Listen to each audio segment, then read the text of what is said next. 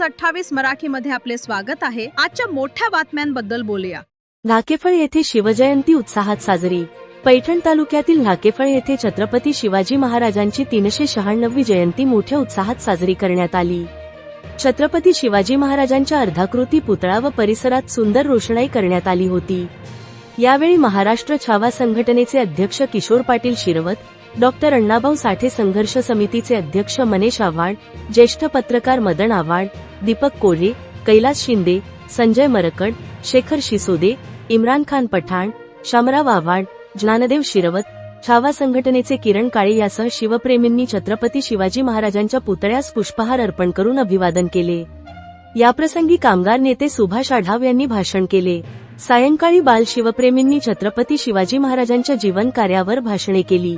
सायंकाळी भव्य मिरवणूक काढण्यात आली होती।